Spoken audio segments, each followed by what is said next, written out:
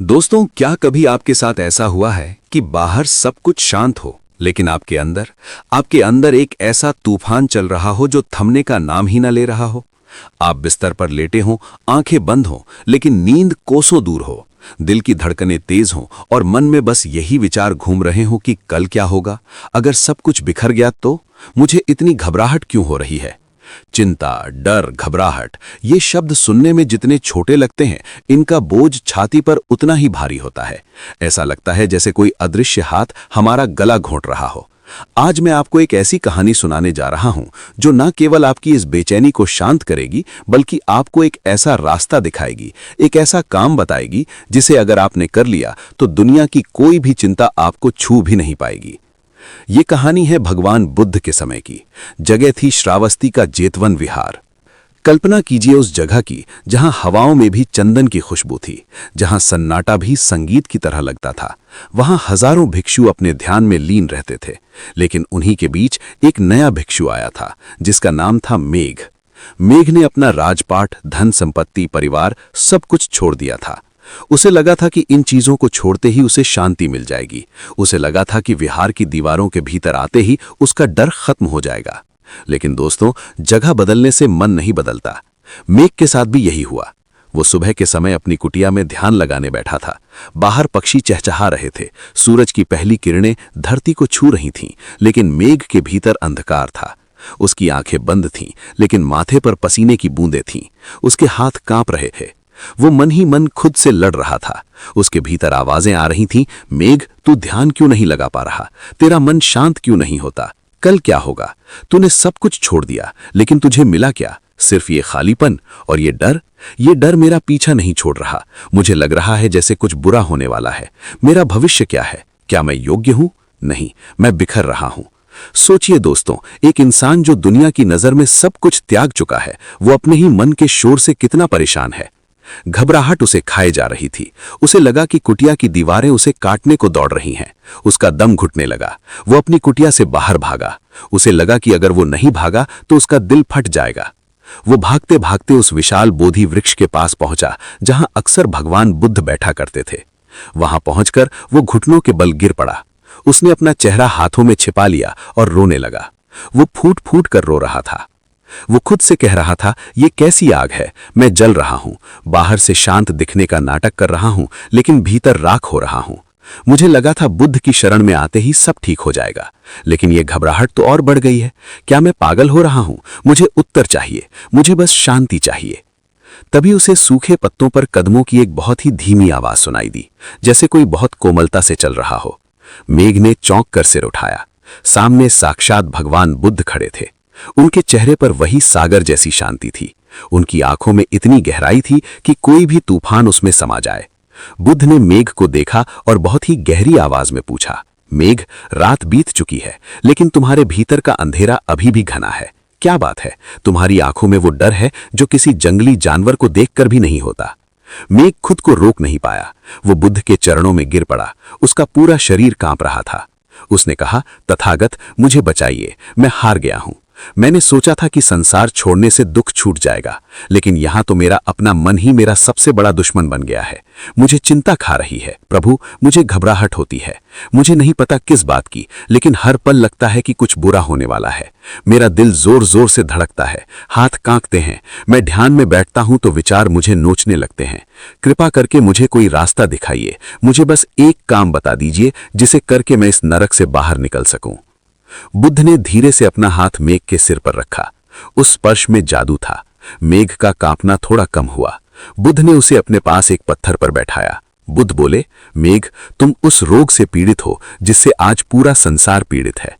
तुमने महल छोड़ा, लेकिन तुमने अपने मन को नहीं छोड़ा। तुम चीजों से दूर आ गए, लेकिन विचारों का बोझ अपने कंधे पर लाद कर ले आए।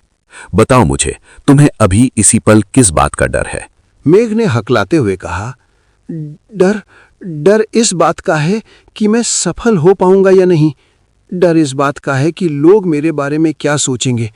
डर इस बात का है कि मेरा भविष्य क्या होगा। क्या मैं ऐसे ही घुट घुट कर मर जाऊंगा?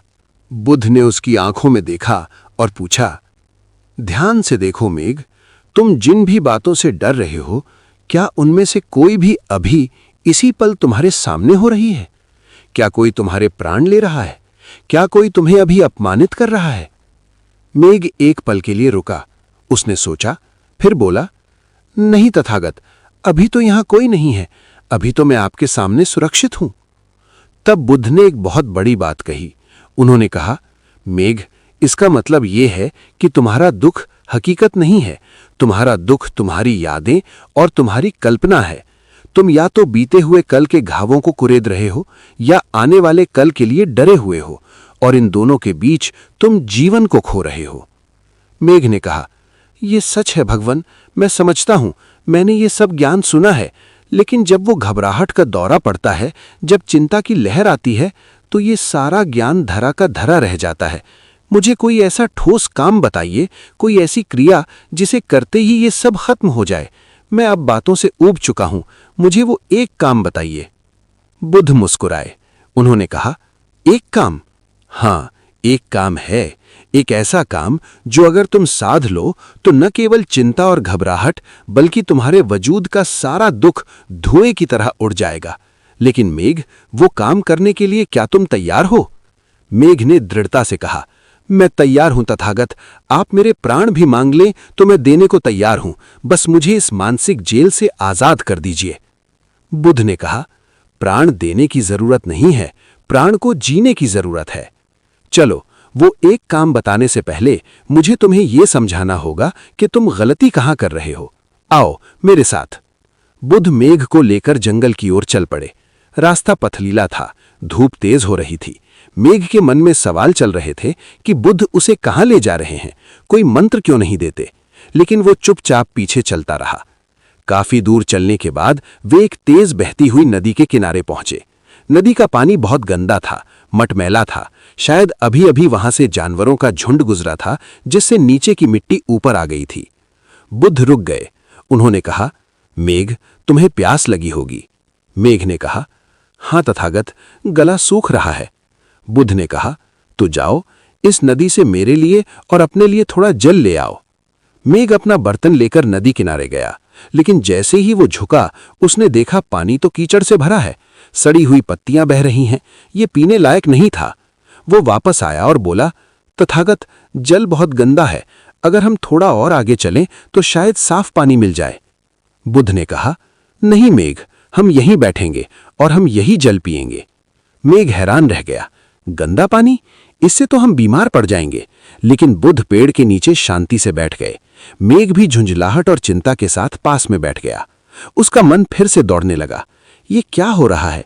धूप में प्यासे बैठे हैं, सामने गंदा पानी है, मेरी घबराहट बढ़ रही है। क्या बुद्ध मेरी परीक्षा ले रहे हैं? समय बीतता गया, सूरज सिर पर आ गया, मेघ की बेचैनी चरम पर थी। तभी बुद्ध ने आंखें खोली और कहा, मेघ, जाओ, फिर से देखो, क्या जल अब पीने योग्य है? मेघ बेमन से उठा। उसे लगा वही गंदा पानी होगा। वो नदी किनारे गया, लेकिन जैसे ही उसने नदी में झांका, वो हैरान रह गया। नदी का पानी अब बिल्कुल कांच जैसा साफ था। कीचड़ नीचे बैठ गया था, गंदे पत्ते बहकर आगे निकल गए थे। निर्मल शीतल जल बह रहा था। मेघ ने बर्तन भरा और दौड़कर बुद्ध के पास आया। उसने कहा, तथागत, जल तो बिल्कुल स्वच्छ हो गया, ये चमत्कार कैसे हुआ? बुद्ध ने जल पिया और मेघ की ओर देखा। उन्होंने कहा, मेघ, मैंने कुछ नहीं किया, तुमने भी कुछ नहीं किया, हमने बस इंतजार किया। हमने पानी को छेड़ा नहीं, हमने उसमें उतरकर कीचड़ को हटाने की कोशिश नहीं की। अगर तुम पानी में उतरकर कीचड़ साफ करने की कोशिश करते तो वो और गंदा हो जाता। हमने उसे समय दिया और कीचड़ अपने आप अपने स्वभाव के अनुसार नीचे बैठ गया। मेघ ने पूछा, तो? बुद्ध ने समझाया, तुम्हारा मन भी इस नदी के जल की तरह है मेघ। जब चिंता, घबराहट और डर का कीचड़ उठता है तो तुम क्या करते हो? तुम उस कीचड़ से लड़ने लगते हो। तुम सोचने लगते हो, मुझे चिंता नहीं करनी, मुझे डरना नहीं है। तुम अपने विचारों से कुश्ती लड़ने लगते हो और इस संघर्ष में तुम अपने मन को और ज्यादा गंदा कर देते हो। तुम अशांति को अशांत होकर शांत करना चाहते हो। मेघ ने पूछा, तो मुझे क्या करना चाहिए? क्या मैं बस हाथ पर हाथ रखकर बैठा रहूं? बुद्ध ने कहा, यही वो रहस्य है। हाथ पर हाथ रखकर बैठना नहीं है, बल्कि साक्षी होना है। वो एक काम जिसकी तुम तलाश में हो, वो है अपने ही मन को दूर से देखना, बिना उसमें उलझे। बुद्ध ने देखा कि मेघ अभी भी पूरी तरह समझा नहीं है, तो उन्होंने कहा, चलो मैं तुम्हें एक कहानी सुनाता हूं। ये कहानी तुम्हें बताएगी कि वो एक काम असल में क्या है। एक बार एक राजा था। उसके पास सब कुछ था, लेकिन उसे भी वही बीमारी थी जो तुम्हें है, अशांति। उसे रात भर नींद नहीं आती थी। उसे हर वक्त डर लगा रहता था कि कोई उसका राज्य न छीन ले, कोई उसे मार न दे। एक दिन उस राजा के दरबार में एक फकीर आया। फकीर ने कहा, राजन, मैं तुम्हें दुनिया का सबसे शांत इंसान बना सकता हूं, लेकिन मेरी एक शर्त है। राजा ने पूछा, क्या शर्त है? फकीर ने कहा, तुम्हें अगले 24 घंटे तक अपने मन में आने वाले हर एक विचार को, चाहे वो अच्छा हो या बुरा, एक कागज पर लिखना होगा, और 24 घंटे बाद वो कागज मुझे सबके सामने पढ़कर सुनाना होगा। राजा ने सोचा ये तो बहुत आसान है। उसने शर्त मान ली। राजा अपने कमरे में गया और लिखने बैठा। जैसे ही उसने कलम उठाई, उसके मन में पहला विचार आया, ये फकीर कहीं धोखेबाज तो नहीं। उसने लिख लिया। अगला विचार आया, मेरी पत्नी आज सेनापति की ओर क्यों देख रही थी? राजा का हाथ रुक गया। क्या वो ये बात भरी सभा में पढ़ पाएगा? फिर विचार आया, काश मेरे पिता जल्दी मर जाते तो मुझे जल्दी गद्दी मिल जाती। राजा का पसीना छूट गया। उसने देखा कि उसके भीतर इतना कचरा, इतनी नफरत, इतना डर भरा है कि अगर वो उसे लिख दे और किसी को सुना दे तो उसकी प्रजा उसे पत्थर मार मार कर खत्म कर देगी। महज 1 घंटे में राजा ने कलम फेंक दी। उसे पहली बार एहसास हुआ कि उसके मन में कितना शोर है। वो उस शोर को सच मानकर जी रहा था, लेकिन जब उसे लिखने यानी देखने की बारी आई तो उसे अपने ही मन से घृणा हो गई। अगले दिन वो फकीर के पास गया और बोला, मैं हार मानता हूं, मैं ये नहीं लिख सकता, लेकिन मुझे एक बात समझ आ गई, मेरा मन एक पागल हाथी है। फकीर ने मुस्कुराते हुए कहा, राजन, जिस दिन तुम जान गए कि तुम पागल नहीं हो बल्कि तुम्हारा मन पागलपन कर रहा है और तुम उस मन से अलग हो, उसी दिन से तुम्हारी आजादी शुरू हो गई। बुद्ध ने कहानी खत्म की और मेघ की आंखों में देखा। मेघ ने पूछा, तथागत, कहानी अद्भुत है, लेकिन मैं इसे अपने ऊपर कैसे लागू करूं? जब मुझे घबराहट का दौरा पड़ता है तो मैं कुछ सोच नहीं पाता। बुद्ध ने कहा, मेघ, तुम्हें सोचना नहीं है, तुम्हें वो एक काम करना है और वो काम है रुकना और देखना। इसे ध्यान से सुनो और आप भी सुनिए दोस्तों, ये आपके लिए भी है। बुद्ध ने कहा, जब भी चिंता की लहर आए, जब भी घबराहट गले को दबोच ले, तो उसी पल रुक जाओ। अपने शरीर को स्थिर कर लो और अपने मन से कहो, मैं देख रहा हूं। जैसे ही तुम कहते हो मैं देख रहा हूं, तुम मन नहीं रह जाते, तुम देखने वाले बन जाते हो। मेघ, एक व्यक्ति जो नदी के किनारे खड़ा है और एक व्यक्ति जो नदी में डूब रहा है, दोनों में क्या अंतर है? जो किनारे खड़ा है वो सुरक्षित है, जो डूब रहा है वो पानी के साथ बह रहा है। अभी तुम अपनी भावनाओं की नदी में बह रहे हो। तुम्हें लगता है मैं उदास हूं, मैं डरा हुआ हूं। ये गलत है। सत्य ये है, मैं देख रहा हूं कि मेरे भीतर डर की लहर उठ रही है। भाषा का ये छोटा सा बदलाव तुम्हारे जीवन का बहुत बड़ा बदलाव है। जब तुम कहते हो मैं डरा हुआ हूं, तुम डर बन गए। जब तुम कहते हो मैं डर को देख रहा हूं, तुम डर से अलग हो गए। वो एक काम यही है, अपने और अपने विचारों के बीच एक दूरी पैदा करना। मेघ सुन रहा था। उसे लगा जैसे उसके सिर पर रखा हुआ टन भर का वजन थोड़ा हल्का हो रहा है। उसे वो चाबी मिल गई थी, लेकिन दोस्तों, चाबी मिल जाने से ताला नहीं खुलता, चाबी को घुमाना पड़ता है। समझना एक बात है और उसे जीना दूसरी बात। बुद्ध ने अंत में कहा, मेघ, आज से तुम्हारा असली प्रशिक्षण शुरू होगा। तुम्हें लगता है कि ये काम आसान है? नहीं, तुम्हारा मन बहुत चालाक है। वो तुम्हें बार बार अपनी डरावनी कहानियों में फंसाएगा, लेकिन तुम्हें अपनी जागरूकता की तलवार से हर विचार को काट देना है। लड़ना नहीं है, बस पहचान लेना है कि ये सिर्फ एक विचार है, हकीकत नहीं। आज रात जब तुम अपनी कुटिया में जाओगे तो वो घबराहट फिर आएगी। वो एक बिन बुलाए मेहमान की तरह आएगी। उसका स्वागत करना, उसे भगाना मत। बस अपनी छाती पर हाथ रखना, अपनी सांसों को महसूस करना और कहना, आओ, मैं तुम्हें देखता हूं, तुम क्या कर सकती हो। तुम सिर्फ एक भावना हो। मैं आकाश हूं, तुम बादल हो, और बादल आकाश को कभी जला नहीं सकते। शाम ढल रही थी, सूरज लाल हो चुका था। बुद्ध अपनी कुटिया की ओर मुड़ गए और मेघ अंधेरे में अपनी कुटिया की ओर चल पड़ा, एक नए संकल्प के साथ। लेकिन मेघ को यह नहीं पता था कि आज रात उसकी सबसे बड़ी परीक्षा होने वाली है। उसे लगा था उसे उपाय मिल गया है, लेकिन मन, जिसे हम सालों से पालते आए हैं, वो इतनी आसानी से हार नहीं मानता।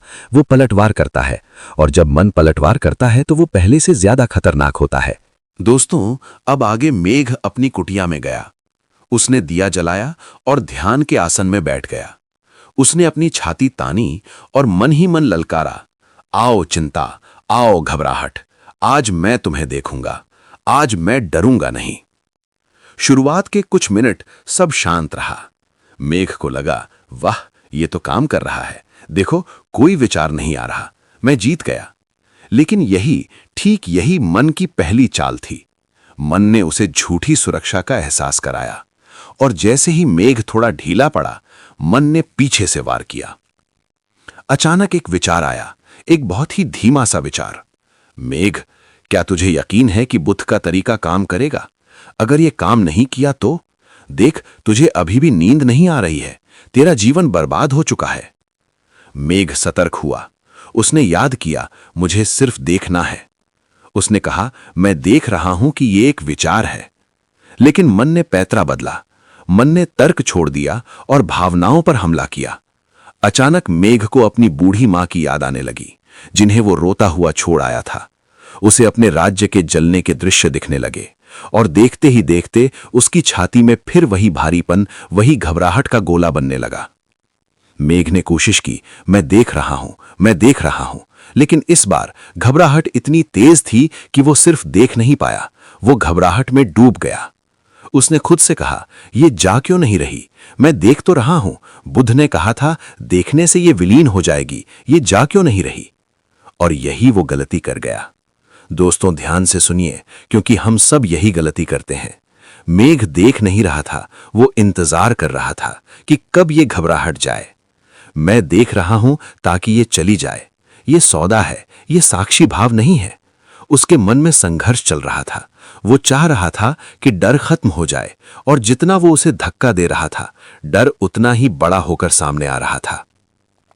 पूरी रात मेघ अपनी कुटिया में पसीने से लथपथ तड़पता रहा। उसे लगा जैसे उसका दम घुट जाएगा। उसे लगा कि वो पागल हो जाएगा। वो चीखना चाहता था, लेकिन गला सूख चुका था। वो साक्षी नहीं बन पाया, वो भोक्ता बन गया, वो शिकार बन गया। जैसे तैसे सुबह हुई। मेघ की आंखें लाल थीं, शरीर टूटा हुआ था। वो हारा हुआ महसूस कर रहा था। उसे लगा कि शायद वो इस लायक ही नहीं है, या शायद बुद्ध का तरीका उसके लिए नहीं है। वो लड़खड़ाते कदमों से बुद्ध के पास पहुंचा। बुद्ध उस समय शांत होकर पक्षियों को दाना डाल रहे थे। मेघ को देखते ही वे समझ गए। मेघ ने रुआं से गले से कहा, तथागत, ये काम नहीं करता। मैंने कोशिश की, पूरी रात कोशिश की, मैंने देखा, मैंने बहुत देखा, लेकिन घबराहट नहीं गई, वो और बढ़ गई। मैं नरक में था। आपने कहा था कि देखने से वो विलीन हो जाएगी, लेकिन वो तो मेरे ऊपर चढ़ बैठी। बुद्ध ने दाना डालना बंद किया और मेघ की ओर मुड़े। उनकी आंखों में करुणा थी, लेकिन स्वर में दृढ़ता थी। उन्होंने कहा, मेघ, तुमने देखा नहीं, तुमने घूरा। तुमने उसे देखा नहीं, तुम उससे लड़े। मेघ ने झुंझलाकर कहा, फर्क क्या है, मैं पूरी रात जागा रहा। बुद्ध ने उसे पास बुलाया और पूछा, मेघ, अगर तुम्हारे घर में कोई अनचाहा मेहमान आ जाए जिसे तुम पसंद नहीं करते, तो तुम क्या करते हो? मेघ ने कहा, मैं उसे बाहर निकाल देता हूं या दरवाजा बंद कर लेता हूं। बुद्ध ने मुस्कुराते हुए कहा, और अगर वो मेहमान बहुत ताकतवर हो और दरवाजा तोड़कर अंदर आ जाए तब? मेघ बोला, तो मैं उससे लड़ूंगा, उसे धक्का देकर बाहर निकालूंगा। बुद्ध ने कहा, यही तुम अपने मन के साथ कर रहे हो, और वो मेहमान, वो चिंता तुमसे ज्यादा ताकतवर है। तुम जितना उसे धक्का दोगे, वो उतना ही तुमसे लिपटेगी। तुम जितना कहोगे जाओ, वो कहेगी मैं नहीं जाऊंगी। साक्षी होने का मतलब उसे धक्का देना नहीं है। साक्षी होने का मतलब है दरवाजा पूरा खोल देना। मेघ हैरान रह गया। दरवाजा खोल दूं?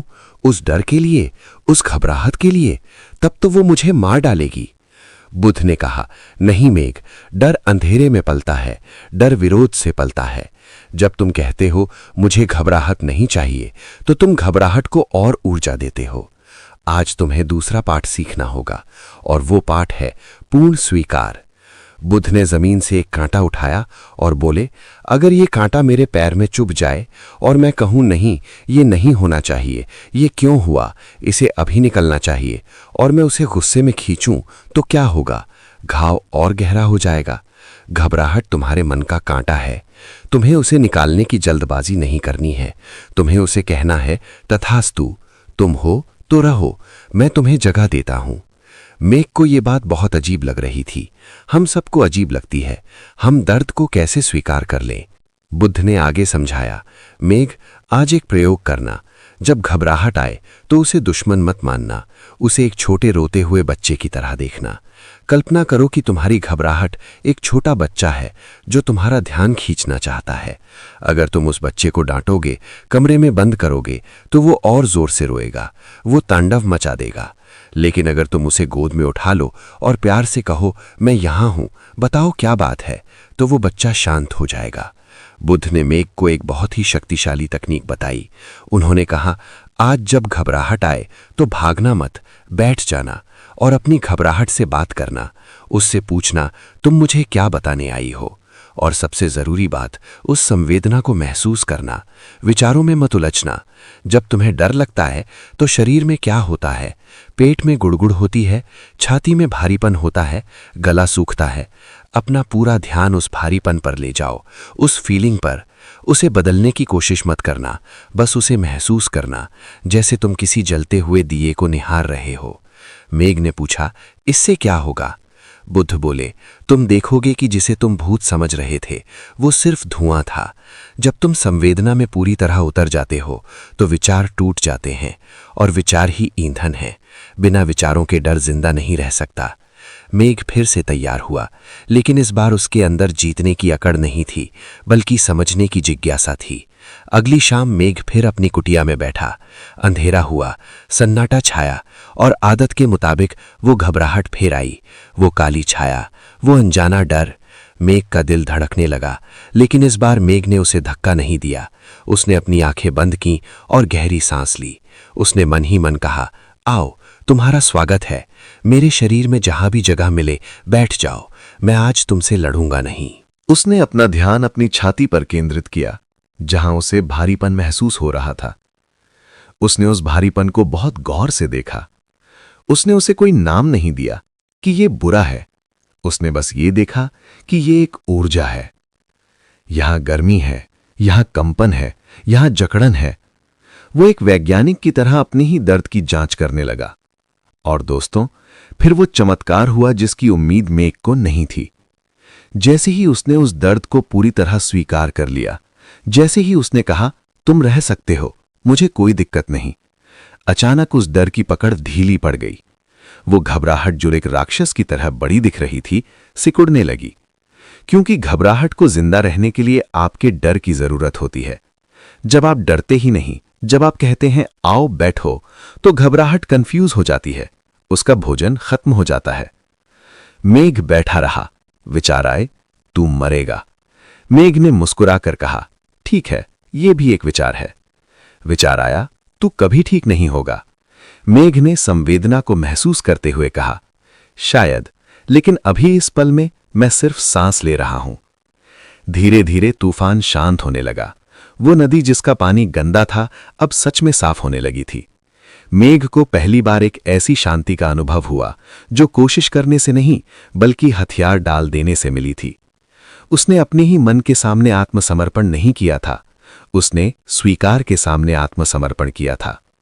सुबह जब मेघ ने आंखें खोलीं तो उसे दुनिया नई लगी। पत्ते ज्यादा हरे लग रहे थे, हवा ज्यादा शीतल लग रही थी। उसके सिर से वो बोझ उतर चुका था जो वो महीनों से ढो रहा था। वो दौड़ता हुआ बुद्ध के पास नहीं गया, वो बहुत ही शांत कदमों से धीरे धीरे चलकर गया। बुद्ध ने उसे दूर से आते देखा। मेघ की चाल बदल गई थी। उसके चेहरे पर हताशा की जगह एक ठहराव था। मेघ ने पास आकर बुद्ध को प्रणाम किया और सिर्फ इतना कहा, तथागत, मेहमान आया था, हम साथ बैठे, और फिर वो चुपचाप चला गया। बुद्ध मुस्कुराए, तुमने आधी जंग जीत ली है मेघ, तुमने दर्द को संभालना सीख लिया है, तुमने लहरों पर तैरना सीख लिया है। लेकिन दोस्तों, कहानी यहां खत्म नहीं होती। मैंने कहा आधी जंग, क्योंकि मेघ ने अभी अपनी घबराहट को जीता था, लेकिन उसका अहंकार अभी बाकी था। इस जीत के साथ ही मेघ के भीतर एक बहुत ही सूक्ष्म, बहुत ही बारीक सा जहर पैदा होने लगा। मैं जीत गया, मैंने मन को वश में कर लिया, अब मैं आम इंसान नहीं रहा, मैं ज्ञानी हो गया हूं। ये विचार, ये आध्यात्मिक अहंकार चिंता से भी ज्यादा खतरनाक होता है। चिंता आपको दुखी करती है, लेकिन अहंकार आपको अंधा कर देता है। मेघ को नहीं पता था कि अब वो जिस खाई में गिरने वाला है वो घबराहट की खाई से भी ज्यादा गहरी है। मन का सबसे आखिरी और सबसे खतरनाक हथियार अभी चलना बाकी था। क्या मेघ इस मैं के जाल से निकल पाएगा, या अपनी ही सिद्धि, अपनी ही शांति का घमंड उसे ले डूबेगा? क्योंकि याद रखिए, जब हमें लगता है कि हम पहुंच गए हैं, अक्सर तभी हम रास्ता भटक जाते हैं। अब मेघ विहार में चलता था तो उसकी चाल में एक अकड़ थी। वो दूसरे भिक्षुओं को देखता जो अभी भी संघर्ष कर रहे थे और मन ही मन सोचता, बेचारे, इन्हें अभी वो ज्ञान नहीं मिला जो मुझे मिल गया है। मैं अब इनसे ऊपर हूं, मैं शांत हूं। देखिए दोस्तों, ये कितनी बारीक चाल है। पहले वो परेशान था कि मैं दुखी हूं, अब वो परेशान है कि मैं सुखी हूं।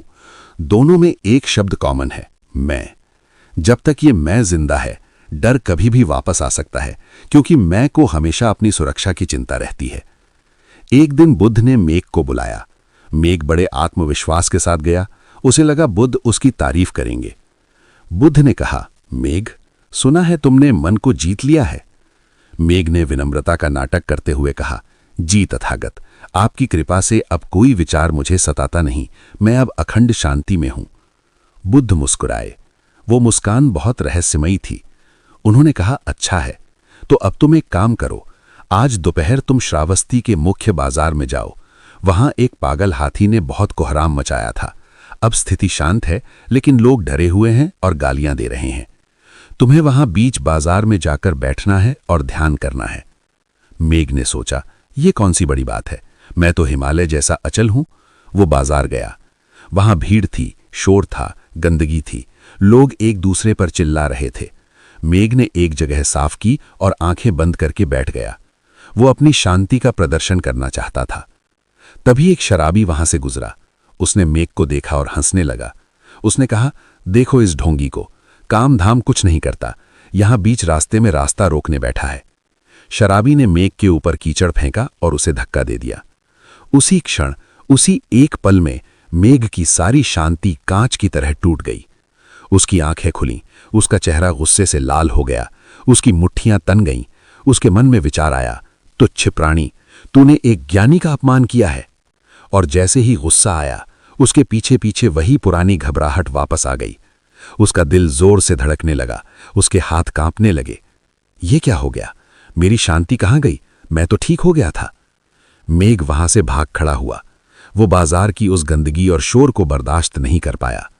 वो हांफता हुआ बुद्ध के पास पहुंचा। वो शर्मिंदा था, उसका अहंकार चूर चूर हो चुका था।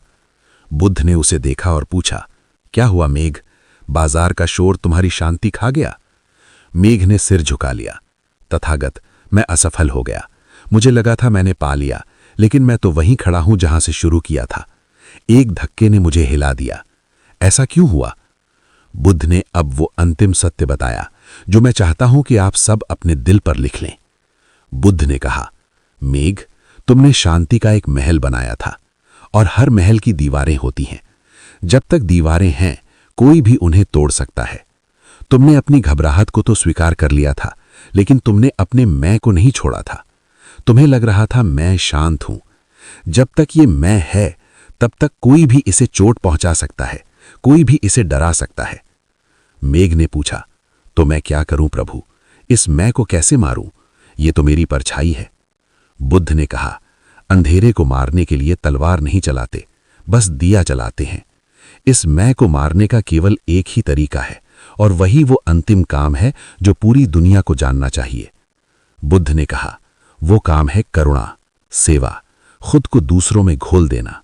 बुद्ध ने समझाया, मेघ, तुम अब तक जो भी कर रहे थे, ध्यान, साक्षी भाव, स्वीकार, वो सब खुद के लिए कर रहे थे।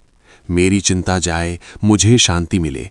तुम्हारा केंद्र तुम खुद थे, और जब तक तुम खुद के बारे में सोचते रहोगे, चिंता कभी जड़ से नहीं जाएगी, क्योंकि स्वयं ही चिंता का घर है। चिंता का मतलब क्या है? चिंता का मतलब है स्वयं के बारे में बहुत ज्यादा सोचना। मेरा क्या होगा? मैं कैसा दिख रहा हूं? मैं फेल तो नहीं हो जाऊंगा? अब इसका उल्टा करो। अगर तुम अपना ध्यान खुद से हटाकर दूसरों के दुख पर लगा दो, तो क्या होगा?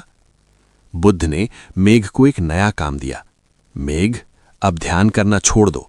अब जाओ और विहार में जो सबसे बीमार भिक्षु हैं, जिनकी देह से दुर्गंध आती है, जिनकी कोई सेवा नहीं करता, जाकर उनकी सेवा करो, उनके घाव साफ करो, बिना नाक से कोड़े। और जब बाजार जाओ तो ये मत सोचो कि लोग तुम्हें क्या कह रहे हैं, ये देखो कि वे बेचारे अपने अज्ञान में कितना दुख उठा रहे हैं। मेघ ने ऐसा ही किया। अगले कई महीनों तक उसने ध्यान नहीं किया। वो बस बीमारों की सेवा करता, वो कोढ़ियों के घाव धोता।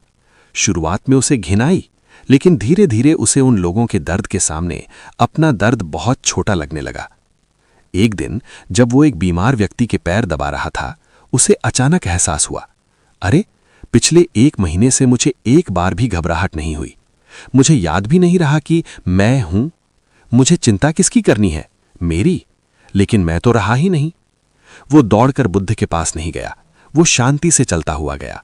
बुद्ध ने उसे देखा। इस बार मेघ की आंखों में चमक नहीं थी, बल्कि एक गहरा खालीपन था।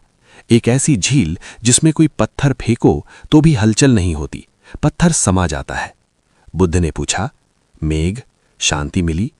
मेघ ने मुस्कुराकर कहा, तथागत, शांति पाने वाला अब कोई बचा ही नहीं। अब बस काम है और करुणा है। घबराहट अब आती नहीं, क्योंकि उसे आने के लिए कोई पता ही नहीं मिलता। घर खाली है। बुद्ध ने कहा, यही निर्वाण है, यही मुक्ति है। तो दोस्तों, इस पूरी कहानी का और भगवान बुद्ध के इस संदेश का सार क्या है? हम इसे आज अभी अपनी जिंदगी में कैसे उतारें? हमने 3 सीढ़ियां चढ़ी। पहली, साक्षी भाव। जब घबराहट आए तो उससे लड़ो मत, उसे दूर से देखो। विचारों में मत उलझो, कहो मैं देख रहा हूं। दूसरा, पूर्ण स्वीकार। जब दर्द बढ़े तो भागो मत, उसे मेहमान बना लो। संवेदना को महसूस करो, कहो तथास्तु, तुम रह सकते हो। करुणा और सेवा, ये अंतिम सीढ़ी है। जब आप अपने दुख से बहुत परेशान हो जाएं, तो बाहर निकलें और किसी ऐसे व्यक्ति की मदद करें जो आपसे ज्यादा दुखी है। ये सुनने में अजीब लग सकता है। आप कहेंगे, मैं खुद परेशान हूं, मैं किसी की मदद कैसे करूं? यही तो जादू है। जिस पल आप किसी रोते हुए को हंसाने की कोशिश करते हैं, जिस पल आप किसी भूखे को खाना खिलाते हैं या किसी दोस्त की समस्या सुनते हैं, उस पल आपका दिमाग अपने पैटर्न से हट जाता है। आपका मैं पिघल जाता है और जहां मैं नहीं होता, वहां चिंता टिक ही नहीं सकती। चिंता एक बंद कमरे की तरह है जहां आप अपनी ही गूंज सुनते रहते हैं। सेवा वो दरवाजा है जिसे खोलकर आप खुली हवा में आ जाते हैं। तो वो एक काम क्या है जिसके बारे में मैंने शुरुआत में कहा था? वो काम है अपने मन के दायरे से बाहर निकलकर इस संसार के साथ एक हो जाना। अगली बार जब घबराहट गला घोंटे, जब लगे कि सब खत्म हो रहा है, तो बिस्तर में पड़े मत रहना, उठना और बस एक छोटा सा भला काम करना। पौधों को पानी दे देना, किसी जानवर को रोटी दे देना या अपने माता पिता के पैर दबा देना। आप पाएंगे कि उस छोटे से काम ने वो कर दिया जो घंटों का ध्यान नहीं कर पाया। याद रखिएगा, आप पानी की एक बूंद हैं जो धूप से डर रही है कि कहीं सूख न जाओ। समुद्र में गिर जाओ। बूंद जब समुद्र बन जाती है तो उसे सूखने का डर नहीं रहता। डर से मत डरिए, उसे देखिए, उसे अपनाइए और फिर प्यार बांटने में खो जाइए। यही बुद्ध का मार्ग है और यही वो रास्ता है जो आपको हमेशा हमेशा के लिए उस शोर से मुक्त कर सकता है। अपने भीतर के बुद्ध को पहचानिए। ओम नमो बुद्धाय।